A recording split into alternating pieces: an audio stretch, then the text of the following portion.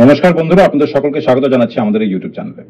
বন্ধুরা, আজকে একটা নতুন দিক আমরা এই মুভমেন্টের দিকে দেখতে পাচ্ছি, যে মুভমেন্ট আমরা আরজি করার জন্য দীর্ঘ 40-45 দিন ধরে দেখছি। সে দিকটা হচ্ছে যে আজকে নতুন ডাক পড়েছে যে চলো সিজেও কমপ্লেক্স। চলো সিজিও কমপ্লেক্স, যেখানে গিয়ে আমরা ফাইনাল দাবিটা রাখবো যে অভয়ার যে জাস্টিস সেটাকে কি করে আদায় করতে হয়, সেটাকে দেখতে হবে। যে এতগুলো দিন চলে যাওয়ার সত্ত্বেও সিবিআই কদ্দূর এগোলো, জানতে হবে যে সিবিআই এত দেরি করছে কেন। এখানে কি কোনো গাফিলতি হচ্ছে, নাকি সত্যি করেই রাজ্য সরকারের পুলিশ প্রথম 4 দিনে এতটাই ব্যাপারটাকে ঘেঁটে দিয়েছে যে নতুন করে রিকনস্ট্রাক্ট করতে সিবিআই এর সময় লাগছে। কিন্তু একটা চাপ সৃষ্টি করার প্রয়োজন ছিল এবং আছে, যার জন্য আজকে স্বাস্থ্য ভবন থেকে জুনিয়র ডাক্তারেরা একটা ডাক দিয়েছিল যে সাধারণ মানুষ, সাধারণ জনগণ তারা যাতে এই মুভমেন্টে ওনাদের সঙ্গে সহযোগিতা করে, এবং স্বাস্থ্য ভবন থেকে আমরা হাঁটতে হাঁটতে সোজা চলে যাব সিজিও কমপ্লেক্সে। এই এন্টায়ার যে প্রোগ্রামটা, তার মধ্যে যে বেসিক কয়েকটা কথা, সেগুলো আমি আপনাদের আগে থেকেই বলে রাখি। প্রথম কথা হচ্ছে যে ওখানে গিয়ে আমরা ফার্স্ট যেটা বলবো, বা ডাক্তারেরা যে বক্তব্য, সেটা হচ্ছে এই যে আমরা ওখানে গিয়ে বলবো যে আমাদের যে এই ধর্মঘট চলছিল, সেই ধর্মঘটটা আমরা পার্শিয়ালি আমরা এটাকে বন্ধ করছি। তার প্রমুখ দুটো কারণ। একটা হচ্ছে এই যে আমাদের বিভিন্ন ডিস্ট্রিক্টে, হয়তো আপনারা সকলেই জানেন যে এখন বন্যা চলছে, সেখানে একটা ন্যাশনাল ডিউটির পড়েই যায়, একটা ন্যাশনাল ডিউটির খাতিরে আমরা আবার জয়েন করছি। আর একটা হচ্ছে যে হসপিটালে যে ইমার্জেন্সি ওয়ার্ডগুলো আছে, সেই ইমার্জেন্সিতে আমরা আবার নিজেদের যে কাজ, নিজেদের যে কন্ট্রিবিউশন, সেটা আমরা ডাক্তার হিসেবে আবার করব। কিন্তু ওপিডি এখনো বন্ধ থাকবে। এবং আমরা এই কাজ করার মাঝে নজর রাখবো যে সিবিআই কদ্দূর এগোলো, এবং সরকার যে আমাদের কয়েকটা মৌখিক প্রতিশ্রুতি দিয়েছে, সেগুলোতে কদ্দূর সরকার দাঁড়াতে পারলো, কদ্দূর সরকার ওগুলোকে করে উঠতে পারলো। তো এইসব বিষয়গুলো নিয়ে আজকে সিজিও কমপ্লেক্সে যাওয়া। একটা বিশাল মিছিল দেখা দিল, লম্বা একটা বিশাল মিছিল, সাধারণ মানুষও হাতে মশাল নিয়ে বেরিয়ে পড়েছিল।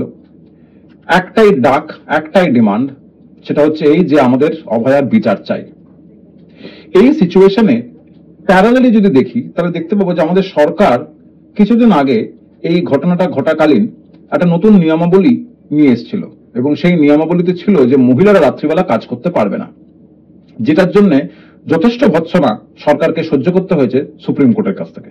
সরকারের বক্তব্য হচ্ছে যে যেহেতু আমাদের রাজ্যে মহিলারা রাত্রিবেলা সেফ নয়, সেহেতু মহিলাদের রাত্রিবেলা কাজ করার কোনো প্রয়োজন নেই, সুতরাং দিনের আলোটা মেয়েদের এবং রাত্রিটা ছেলেদের। এই বুদ্ধি নিয়ে সরকার একটা নতুন নিয়মাবলী পেশ করেছিল। এইটা শোনার পর ঠিক যেভাবে সুপ্রিম কোর্ট সরকারকে ভৎসনা করেছে, আমার মনে হচ্ছে যে কিছুদিন আগে, মানে এখন তো সেপ্টেম্বর মাস চলছে, এই জুলাই অগাস্ট মাসে তালিবানরাও একটা নতুন নিয়মাবলী পেশ করেছিল। আর আপনাকে যদি আমি নতুন তালিবানি নিয়মটা পড়ে শোনাই, আপনারা দেখতে পাবেন যে কতটা সিমিলারিটি আছে আমাদের এই পশ্চিমবঙ্গ সরকারের নিয়মাবলী আর ওই তালিবানি নিয়মাবলীতে। অন্ততপক্ষে মাইন্ডসেটটা একই। একটুখানি ধৈর্য ধরে এইটুকুনি শুনে নিন যে কি করে আমি দুজনকে মিলিয়ে দিচ্ছি। দেখুন, 2021-এর পর আমরা সকলেই জানি যে আফগানিস্তানে তালিবানরা আবার পরিষ্কার করে সরকারের ক্ষমতাটাকে দখল করে, আর তারপরেই একটা নতুন মিনিস্ট্রি তৈরি করে। সেই মিনিস্ট্রিটার নাম দিল হলো Taliban ministry for propagation of virtue and prevention of versus. এবং সেই মিনিস্ট্রি কিছুদিন আগে একটা নতুন সেট অফ রুলস রিলিজ করেছে, যার নাম দেওয়া হয়েছে rules governing morality and virtues. এই নতুন নিয়মাবলীতে আর্টিকেল 13 লেখা আছে, আমি আপনাদের কোট অ্যান্ড কোট পড়ে শোনাচ্ছি। Women will be required to cover their entire body, including their faces. Women are no longer allowed to look at men who are not related to them either by blood or by marriage. Women are prohibited from singing or reading loud in the public. এবারে এই যে নিয়মাবলীগুলো দেওয়া হচ্ছে, এতে কি বোঝা যাচ্ছে? একটা জিনিস বোঝা যাচ্ছে যে মহিলাদেরকে সুরক্ষার নামে আমি একটা জায়গায় বন্দি করে রাখতে চাই। আমি বলছি যে দেখো, মহিলাদেরকে বলা হচ্ছে, তালিবানরা বলছে যে হিজাব পরলে শুধু হবে না। হিজাবে কি হচ্ছে? তুমি বলো তো, নিজের মাথাটা ঢাকতে পারছো, চুল ঢাকতে পারছো, মুখ ঢাকতে পারছো, সেটা সাফিসিয়েন্ট নয়। কি করতে হবে? মাথা থেকে পা অবধি ঢাকতে হবে। দ্বিতীয়টা কি বলা হচ্ছে যে মহিলারা কোনো পুরুষের দিকেই নাকি তাকাতে পারবে না, ওরা শুধু সেই পুরুষদের দিকেই তাকাতে পারবে যারা তাদের সঙ্গে ব্লাড রিলেটেড, যেমন ধরুন বাবা, কাকা, মামা, মেশো এরা, অথবা যাদের সঙ্গে তাদের ম্যারিটাল রিলেশনস আছে, মানে স্বামীর দিকে তাকাতে পারবে। কিন্তু স্বামী অথবা ব্লাড রিলেটেড ছাড়া অন্য কোনো ছেলের দিকে মহিলারা তাকাবে না। মহিলারা গান গাইতে পারবে না পাবলিকে, মহিলারা পাবলিকের সামনে জোরে জোরে পড়তে পারবে না। তার কারণ বলছে যে মহিলাদের যে কণ্ঠের স্বর, সেই কণ্ঠের স্বর নাকি এতই ইন্টিমেট করে ছেলেদের এতই টেম্পট করে যে ছেলেরা নিজেদের টেম্পটেশনটাকে লুজ করে ফেলে, আর তারপরেই তারা নানান রকমের জঘন্য ক্রাইম করে ফেলে। সুতরাং যদি মেয়েরা না গান গায়, না কথা বলে, না উচ্চারণ করে, একটা বিশাল বড় পর্দার মধ্যে লুকিয়ে থাকে, কারোর দিকে না তাকায়, তাহলে আর কোনো দুশ্চিন্তা নেই। বলা হচ্ছে যে মহিলাদেরকে যদি এক জায়গা থেকে আরেক জায়গায় যেতে হয় তাহলেও একা যেতে পারবে না, তাদের সঙ্গে সবসময় একটা মেল গার্জিয়ান থাকতে হবে।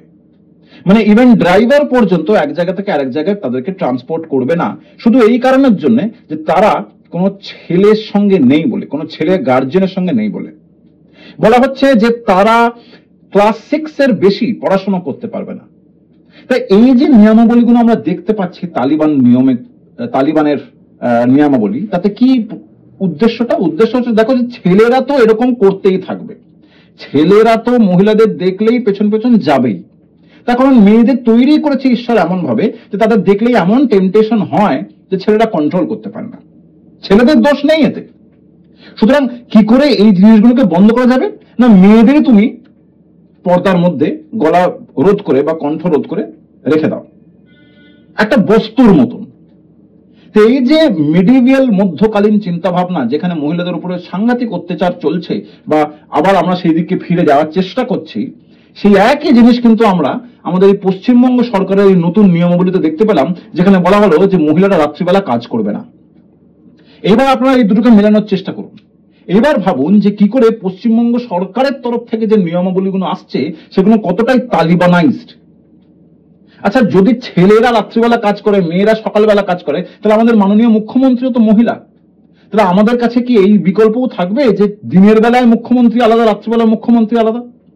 আমরা কথা বলছি কি নিয়ে, ব্যাপারটা কিরকম একটা হাস্যাস্পদ হয়ে যাচ্ছে। আমরা চাইছি কি যে মহিলাদের রাজ্যে সুরক্ষা দেওয়ার কথা, সুরক্ষা দেওয়ার দায়িত্ব প্রধানত সরকারের। সেই মেয়ে চাকরি করুক, সেই মেয়ে ডাক্তার হোক, সেই মেয়ে নার্স হোক, সেই মহিলা কোনো হসপিটালে পেশেন্ট হিসেবেই যাক না কেন, আমরা তাদের সুরক্ষার কথা বলছি, তাদেরকে ঘরবন্দি করে দিয়ে সুরক্ষার কথা বলছি না। এই বুদ্ধিতে যদি সরকার চলে, এই মধ্যকালীন চিন্তা ভাবনায় যদি সরকার চলে, এই রাজ্যে কিন্তু কোনো উন্নতি বা উন্নয়ন আমরা দেখতে আগামী দিনে পারবো না। সুতরাং আমি স্ট্রংলি প্রোটেস্ট করছি এবং এই সরকারের এই মাইন্ডসেটকে আমি ঘেন্না করছি, ঠিক একইভাবে যেভাবে সুপ্রিম কোর্ট করেছে। আর আপনাদের সামনে একটা প্রশ্ন তুলতে চাই যে সত্যিই কি আজকের বাংলার সরকার এই তালিবানাইজ মেন্টালিটিতে আমাদের রাজ্যে নতুন নতুন নিয়মাবলী অ্যাপ্লাই করার চেষ্টা করছে? এইগুলি ভিডিওটাকে এখানে শেষ করছি। বন্ধুরা, দয়া করে কমেন্ট সেকশনে নিজেদের বক্তব্যগুলো অবশ্যই জানাবেন। দেখা হচ্ছে একটা নতুন ভিডিওতে একটা অন্য ইস্যু নিয়ে। নমস্কার।